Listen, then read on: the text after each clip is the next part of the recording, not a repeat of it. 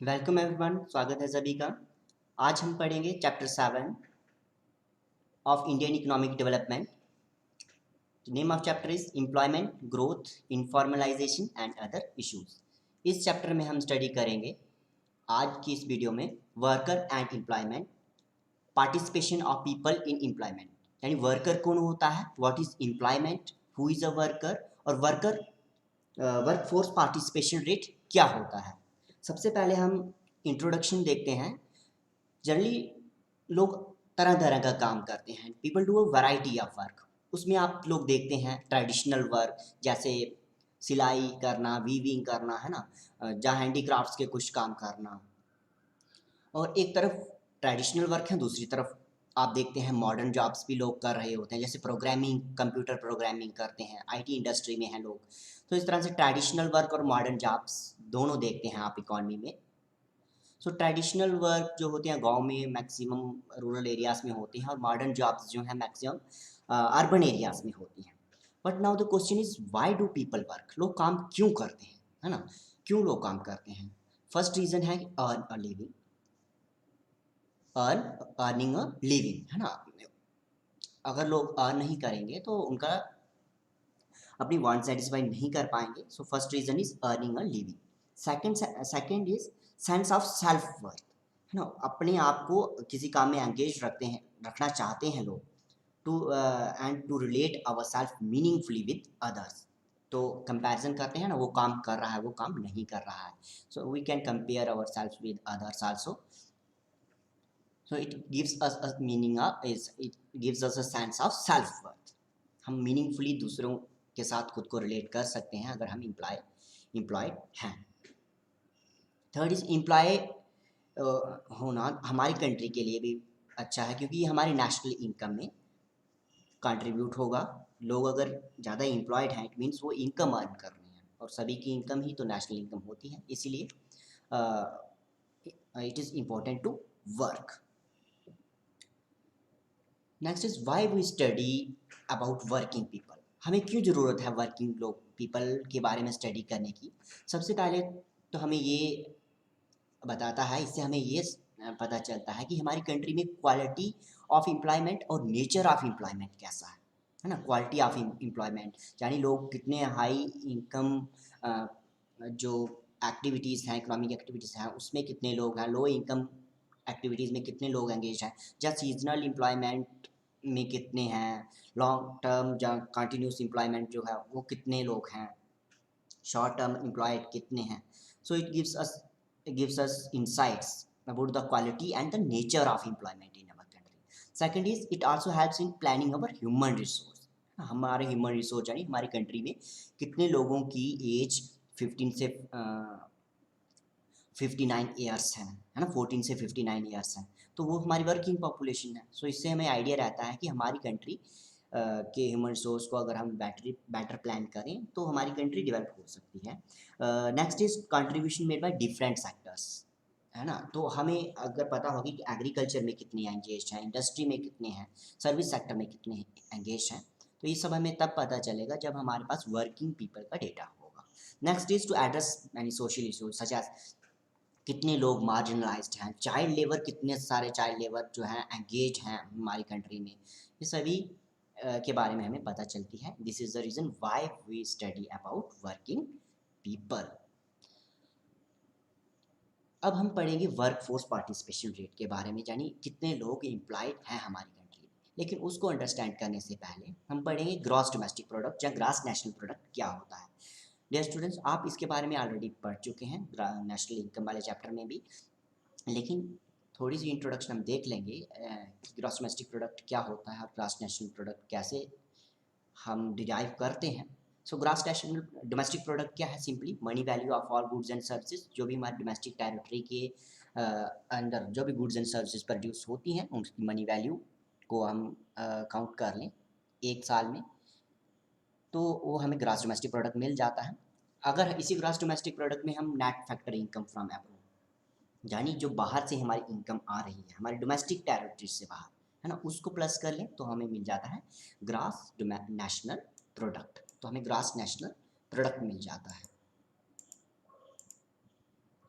So in this way we can calculate gross national product. अब workforce, जब worker कौन होगा, जो हमारी कंट्री की नेशनल इनकम में भी कंट्रीब्यूट कर रहा है, उसी को हम वर्कर भी कंसीडर करेंगे। Okay, who is worker? Worker कौन होगा? जो कोई ना कोई इकोनॉमिक एक्टिविटीज़ में एंगेज है ना, कोई ना कोई इकोनॉमिक एक्टिविटी में एंगेज है, इन वॉट एवर कैपेसिटी, भले वो हाई इनकम काम हो या लो इनकम हो, लेकिन वो किसी ना किसी इकोनॉमिक एक्टिविटी में एंगेज होना चाहिए, and hence contribute to gross national product.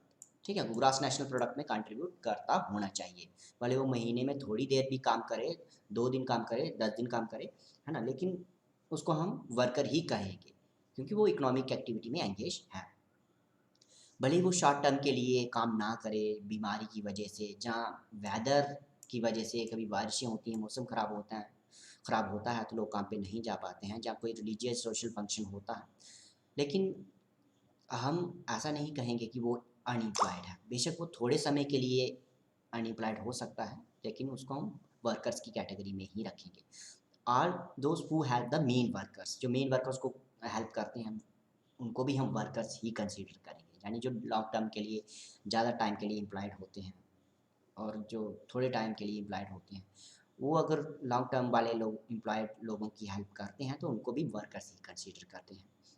Next is, हम ये भी सोचते हैं कि वर्कर वो होगा जिसको कोई काम मिला हुआ है, यानी किसी के अंडर वो कोई काम कर रहा है ना, लेकिन ऐसा नहीं है। जो लोग सेल्फ एम्प्लॉयड होते हैं, खुद के काम चला रहे होते हैं, उनको भी हम वर्कर्स ही कंसीडर करते हैं अपनी इकोनॉमी में। सो स्टूडेंट्स, आपको ये क्लियर हो गया होगा who is a worker, right. Next is what is employment. Employment क्या है?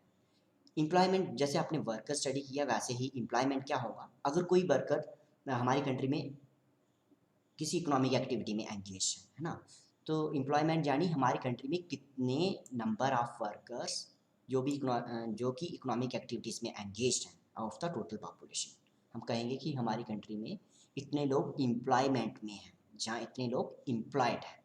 सो employment in India is multifaceted, यानी कुछ लोगों को ज़्यादा टाइम के लिए काम मिलता है, कुछ लोग रेगुलरली काम करते हैं, रेगुलर एम्प्लॉयमेंट मिलती है उनको, है ना। So employment in India is multifaceted. Now the participation of people in employment is important है। कितने लोग हमारी कंट्री में एम्प्लॉयड हैं, जब वर्कर्स हैं, है ना, जो काम कर रहे हैं।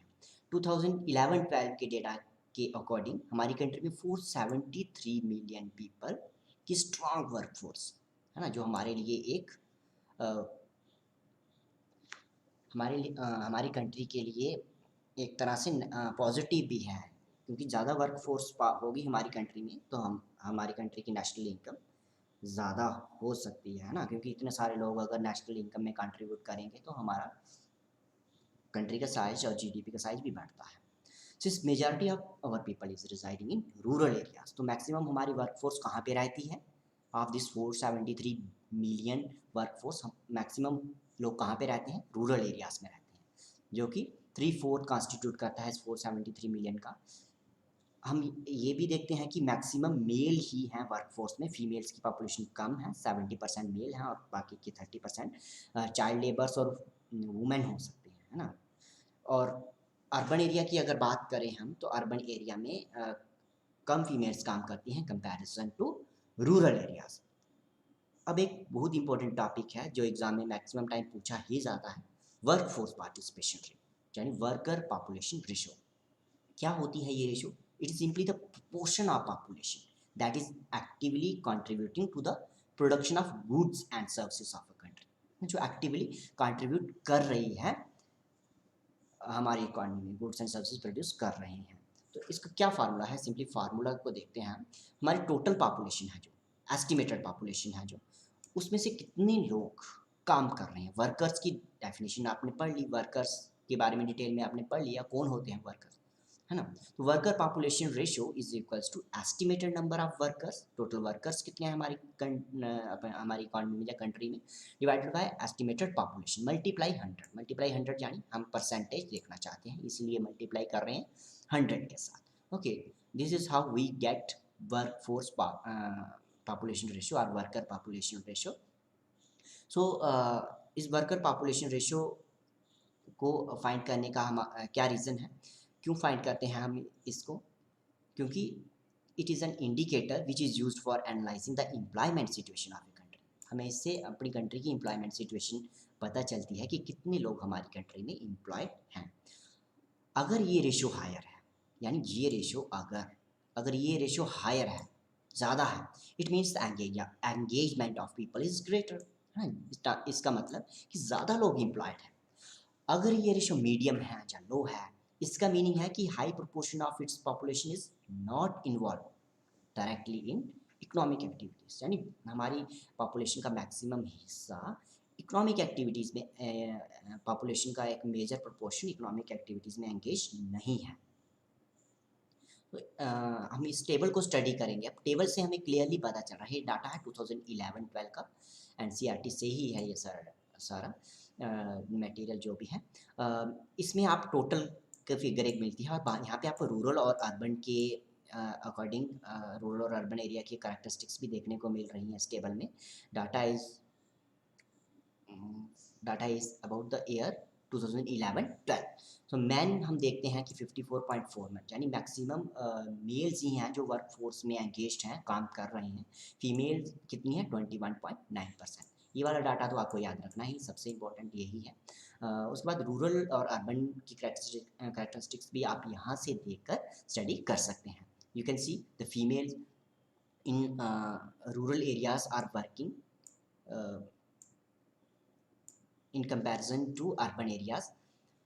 तो अर्बन एरियाज में 15% ही काम कर रही हैं कंपैरेटिव टू 24.8, यानी 25%, 10% रूरल एरिया में ज़्यादा वुमेन काम कर रही है। तो यही ट्रेंड्स आपको पूछे जाते हैं बीच के डेटा के कि कितना डिफरेंस है में अर्बन वुमेन में और रूरल वुमेन में, यानी रूरल वुमेन कितनी ज़्यादा है अर्बन वुमेन से जो काम करती हैं। इसी तरह से मेल का भी आप देख सकते हैं, मेल का तो रूरल अर्बन में काफ़ी ज़्यादा फर्क नहीं है।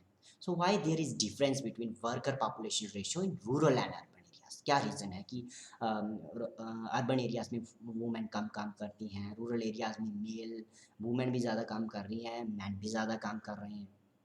सो in urban areas worker population ratio is 36 आप देख रहे हैं कि मतलब ओवरऑल 36 है। अगर इसको हम राउंड कर रहे हैं ना, 35.5 यानी हम 36 कंसिडर कर सकते हैं इसको।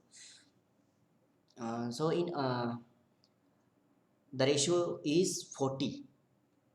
रूरल एरियाज़ में देखें तो 40 है, अर्बन एरियाज़ में देखें तो 36 है, यानी रूरल एरिया में ज़्यादा लोग काम कर रहे हैं जबकि अर्बन एरिया में कम लोग काम करते हैं, एम्प्लॉयड कम है। इसका रीज़न ये है कि अर्बन एरियाज़ में लोग बच्चों को स्कूल भी भेजते हैं, है ना, ट्रेनिंग इंस्टीट्यूशन में जाते हैं, लेकिन रूरल एरियाज़ में तो सारे काम ही करते हैं, मैक्सिमम लोग काम ही करते हैं, और उनकी इनकम भी बहुत कम होती है, इतनी ज़्यादा इनकम नहीं भी होती रूरल एरियाज़ में। और रूरल एरियाज़ में इनकम कम होती है, इसीलिए ज़्यादा लोगों को कमाना पड़ता है, और अर्बन एरियाज़ में कम लोग भी ज़्यादा कमा लेते हैं। यही रीज़न है कि अर्बन एरियाज़ में कम लोग एम्प्लॉयड हैं और रूरल एरियाज़ में ज़्यादा लोग काम करते हैं, वर्कर्स हैं।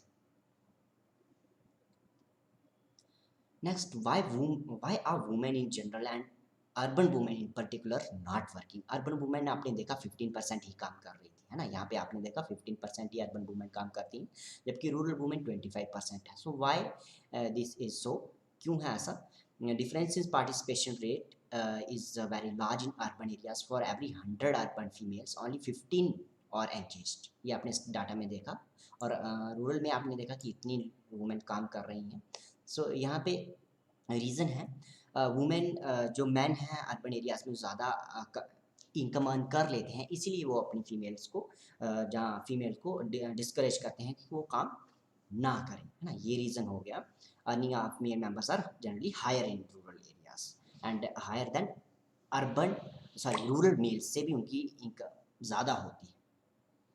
So in many, apart from these, many household activities in which urban area women are engaged are not recognized as productive work, है ना, तो उसको प्रोडक्टिव वर्क नहीं माना जाता। अब रूरल एरियाज़ में आप देखते हैं कि जो भी फीमेल्स खेतों में भी काम कर रही होंगी उनको वर्किंग कंसिडर किया जाता है, लेकिन अर्बन एरियाज़ में जो फीमेल्स घर का काम कर रही हैं उनको वर्किंग नहीं कंसिडर किया जाता। ओके स्टूडेंट्स, यहाँ आज हमने कवर किया worker, who is a worker, worker कौन होता है, व्हाट इज़ एम्प्लॉयमेंट, हमारी कंट्री में कितने लोग एम्प्लॉयड हैं, 473 million people, strong work force है हमारी कंट्री की, हमने देखा, and what is work force participation rate. ये 3 इंपॉर्टेंट टॉपिक हमने कवर किए। Thank you for watching.